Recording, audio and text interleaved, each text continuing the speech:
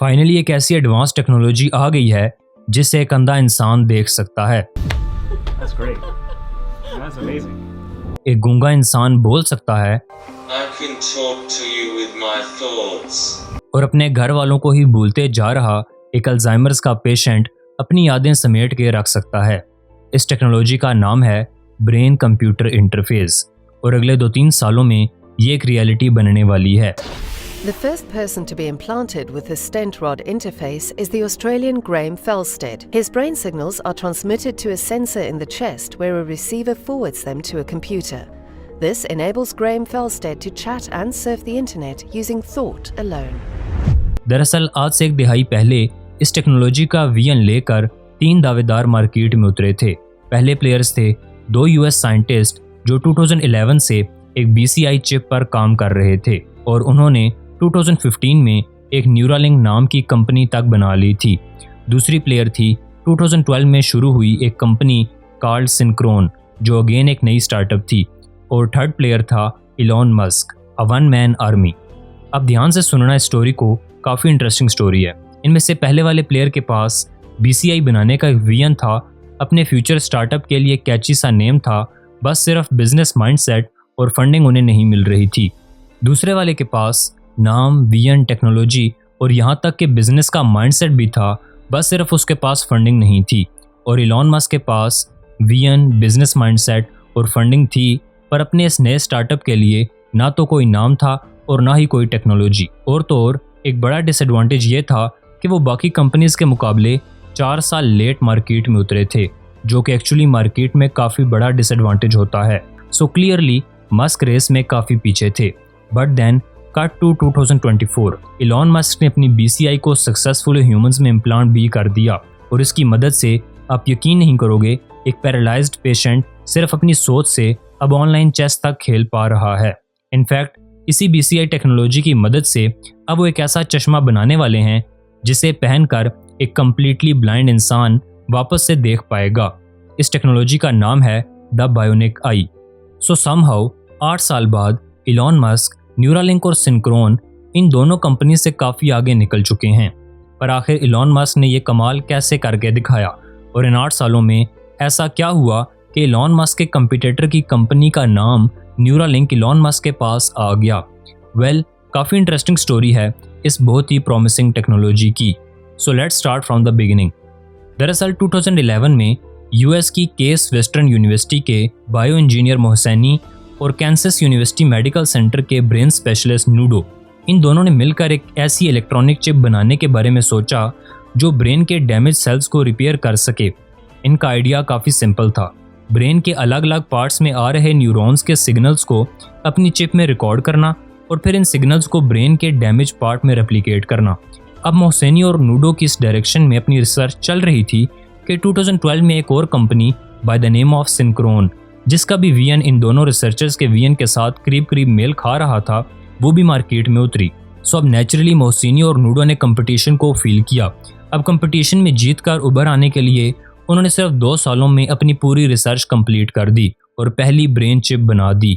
उन्हें अपनी चिप पर पूरा भरोसा था और इसीलिए उन्होंने इस चिप को एक ब्रेन डैमेज चूहे पर सक्सेसफुली टेस्ट भी किया।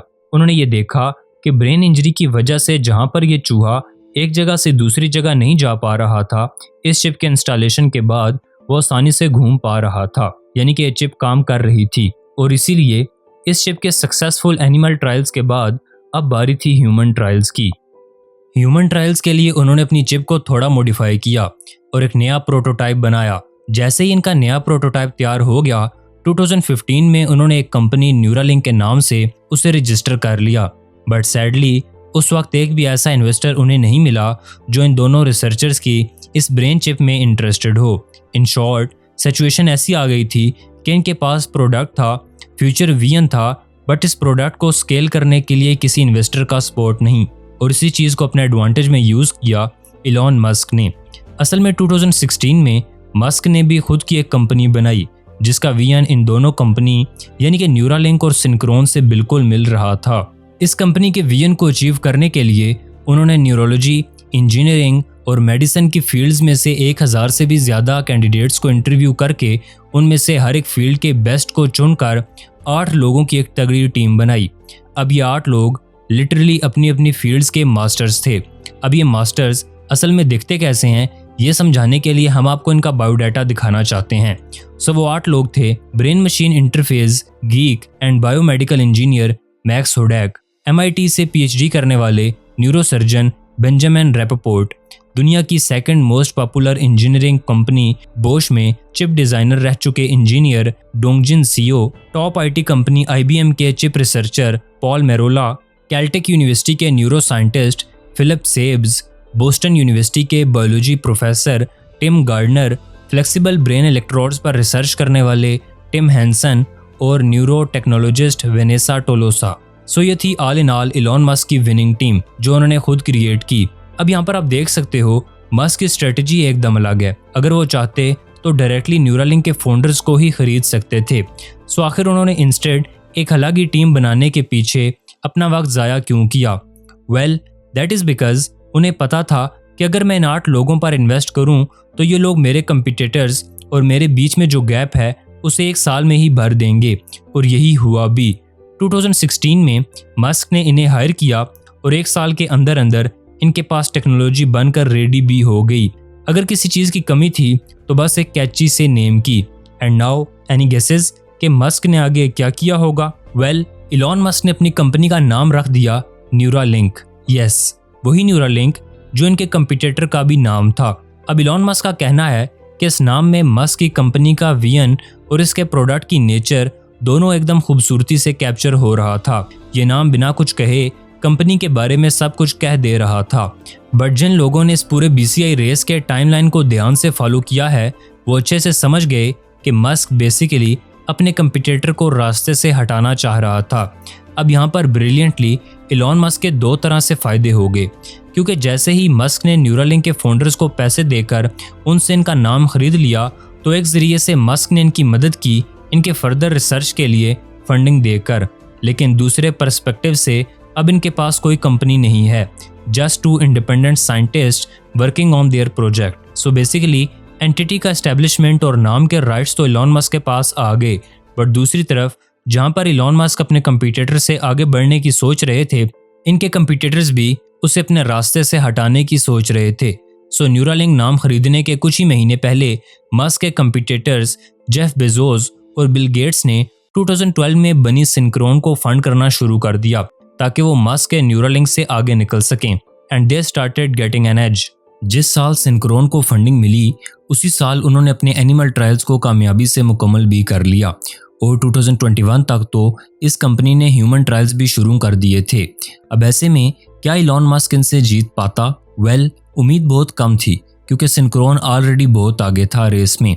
बस सिर्फ एक ही चीज़ की कमी थी, फंडिंग, और वो भी अभी उसे मिल चुकी थी। बट फिर भी एक ट्रिक की वजह से बाजी पलटने लग गई। सो 2016 में जैसे आपको बताया, मस्क ने 8 लोगों की टीम बनाई थी जिन्होंने एक ही साल में चिप बना दी, और फिर इसके बाद वो एनिमल ट्रायल्स के लिए तैयारी शुरू करने लगे। इनके एनिमल ट्रायल्स के इनिशियल रिजल्ट्स एवरेज परफॉर्मेंस से काफ़ी ज़्यादा हाई निकले। इस एनिमल ट्रायल के लिए उन्होंने एक मंकी के ब्रेन में N1 चिप को कामयाबी से इम्प्लीमेंट किया था, और उसके बाद इस मंकी ने सिर्फ अपने थॉट्स से कंप्यूटर पर एक गेम खेल के दिखाया। जहां पर 2012 में शुरू हुए सिंक्रोन को अपने एनिमल ट्रायल्स करने में 4 साल लग गए थे, वहीं इलॉन मस्क की टीम ने सेम चीज़ एक ही साल में करके दिखा दिया। अब न्यूरालिंक के सक्सेस को देखकर सिंक्रोन अलर्ट मोड में आ गया और अपने सारे रिसोर्सेज को यूज़ करके उसने 2023 में ह्यूमन ट्रायल्स को भी कामयाबी से कंप्लीट करके बताया। अब ये एनिमल ट्रायल्स से भी एक लेवल ऊपर का था, जिसने मस्क को अपने बैक फुट पर ला दिया। अब सबको ऐसा ही लग रहा था कि इलॉन मस्क की न्यूरालिंक कंपनी फाइनली बैटल हार चुकी है। But then all of a sudden 21 March 2024 को इलॉन मस्क का ये ट्वीट आता है कि न्यूरालिंक के ह्यूमन ट्रायल्स सक्सेसफुली हो चुके हैं, और इस ट्रायल में एक पैरालाइज्ड पेशेंट नोलैंड आर्बर्ग बस सिर्फ अपनी सोच से अब लैपटॉप पर ऑनलाइन चेस खेल पा रहा है। और यूं न्यूरालिंक के इस टेस्ट पेशेंट ने बस अपनी सोच से ऑनलाइन चेस खेल के बताया। तो देखो, ये टेक्नोलॉजी लगती कितनी भी कॉम्प्लिकेटेड हो, बट इसका वर्किंग काफ़ी सिंपल है। सबसे पहले इसे इंस्टॉल करने के लिए स्कल को ओपन करके इस चिप पर लगे 1024 हेयर लाइक फ्लेक्सिबल इलेक्ट्रोड्स को ब्रेन में इंसर्ट किया जाता है। फिर ये इलेक्ट्रोड्स ब्रेन में हो रहे न्यूरल एक्टिविटीज़ को डिटेक्ट करके इसे जीरोज और वंस में कन्वर्ट करते हैं। फिर ये सिग्नल्स ब्लूटूथ के ज़रिए सामने रखे कंप्यूटर में ट्रांसफ़र होता है, जिसे पढ़कर कंप्यूटर इसी हिसाब से काम करता है। And this is how Neuralink के टेस्ट पेशेंट ने बस अपनी सोच से ऑनलाइन चेस खेल के बताया।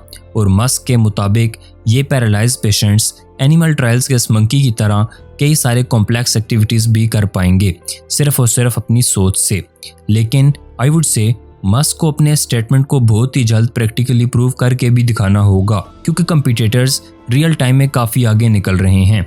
अनलाइक N1 चिप, सिंक्रोन ने एक ऐसा ब्रेन स्टेंट बनाया है कॉल्ड स्टेंट रॉड, जिसकी खास बात यह है कि इसे ब्रेन में इम्प्लांट करने के लिए किसी ब्रेन सर्जरी का रिस्क उठाने की भी ज़रूरत नहीं पड़ती।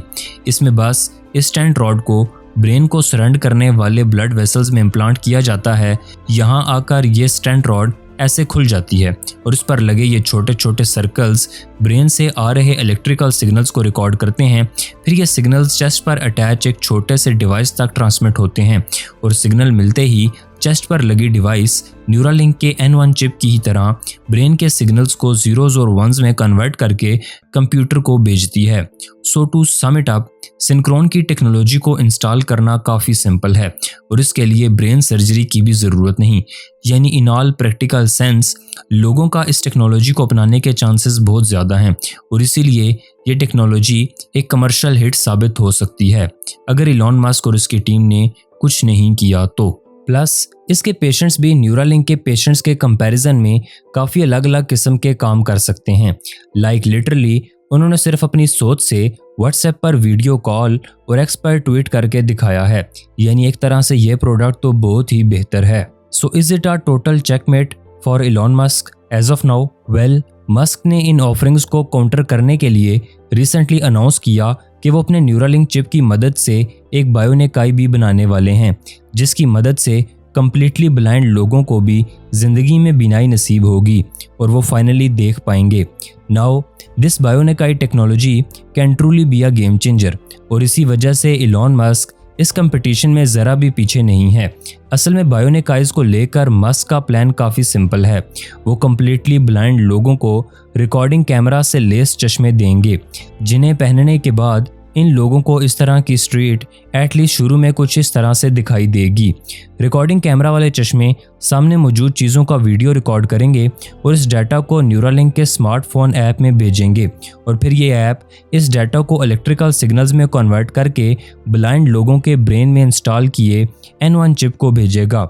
अब इस चिप के पिन्स ब्रेन के ऑप्टिक रीजन में इंसर्टेड होंगे, तो जब इन पिन्स में इलेक्ट्रिकल सिग्नल्स आएंगे वो ऑप्टिक रीजन में मौजूद न्यूरॉन्स को एक स्पेसिफिक पैटर्न में फायर कराएंगे, जिससे आंखों के सामने वाइट डॉट्स बनेंगे और इस तरह से इन ब्लाइंड लोगों की आंखों के सामने ऐसी इमेज बनेगी।